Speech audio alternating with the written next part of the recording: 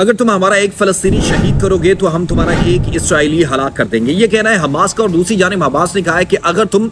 فلسطینیوں پر اپنا ظلم بربریت بند نہیں کرو گے اور غزہ کا محاصرہ ختم نہیں کرو گے تو ہم تمہارے اوپر اپنا سب سے خطرناک ترین میزائل یعنی طوفان لانچ کرنے پر مجبور ہو جائیں گے، جو تمہارے اسرائیل کے اندر تباہی جو ہے وہ پھیلائے گا، اور تم اس کے نتیجے، اس کا جو نقصان ہوگا اس کے ذمہ دار تم خود ہوگے۔ یہ حماس نے اب باقاعدہ طور پر اسرائیل کو ایک بڑی دھمکی دی ہے، اور اس کے بعد آپ کو پتا ہے کہ اس وقت اسرائیل اور حماس کے درمیان ایک جنگ جاری ہے، اور اس کے اندر جو اموات کی تعداد ہے وہ اب تک کے جو تازہ ترین اعداد و شمار ہیں وہ آپ سے شیئر کرتا ہوں کہ اسرائیل کی جو اموات کی تعداد ہے وہ 1256 ہو گئی ہے، اور تقریباً 3000 کے قریب اسرائیلی جو ہیں وہ زخمی اس جنگ کے اندر ہو چکے ہیں۔ اور دوسری جانب فلسطین کے جو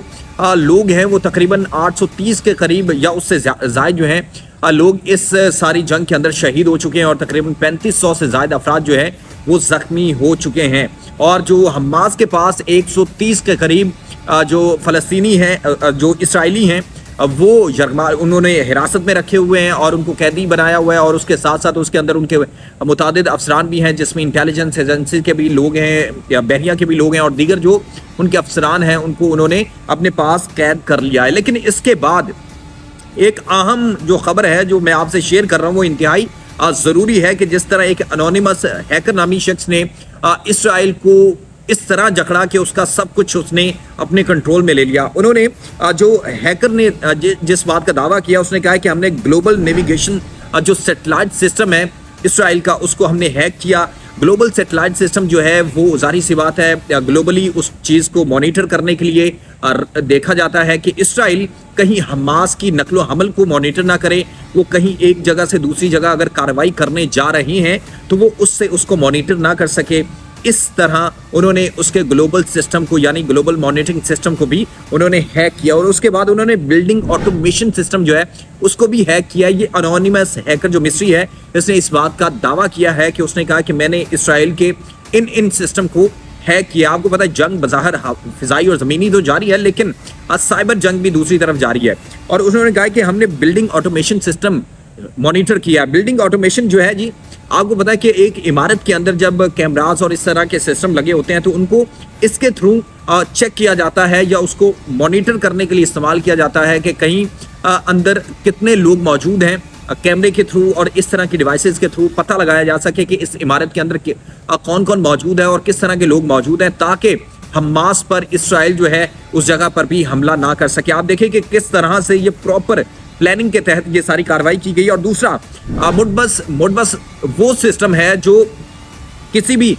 فیکٹری انڈسٹریل سسٹم جو ہوتا ہے اس کے اندر استعمال کیا جاتا ہے۔ آپ کو پتہ ہے کہ ظاہری سی بات ہے ہتھیار کی ضرورت ہوگی،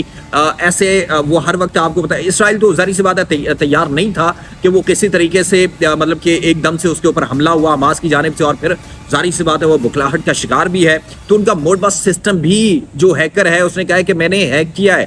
جس سے جو وہ ہتھیار بنانے والی مشینیں ہیں آٹومیٹک مشینیں ہیں وہ کام کرنا چھوڑ گئیں، اور پھر یہ ٹیکنالوجی کے اندر بھی اس سسٹم کا بڑا کلیدی کردار ہوتا ہے۔ اس ہیکر نامی جو انونیمس ہیکر ہے مصری، اس نے کہا ہے کہ میں نے یہ تینوں سسٹم اسرائیل کے ہیک کیے ہیں، جس کی وجہ سے آپ کو پتہ ہے کہ جب یہ جنگ شروع ہوئی تو اس دوران ایک بہت بڑا بجلی کا بریک ڈاؤن بھی ہوا، اور اس کے بعد ایک دم سے جو حماس کے لوگ ہیں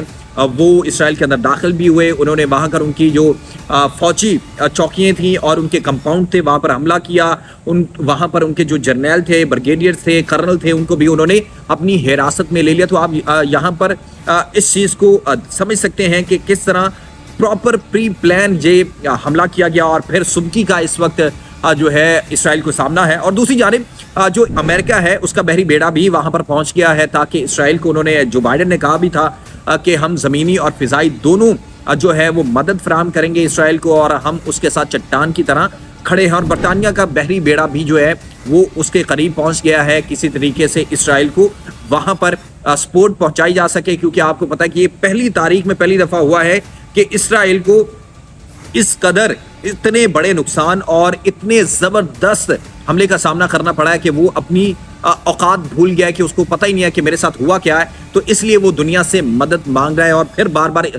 دھمکی دے رہا ہے کہ ہم غزہ کو تباہ و برباد کر دیں گے، زمین سے اس کو صفحہ ہستی سے مٹا دیں گے۔ اس وجہ سے انہوں نے اس کا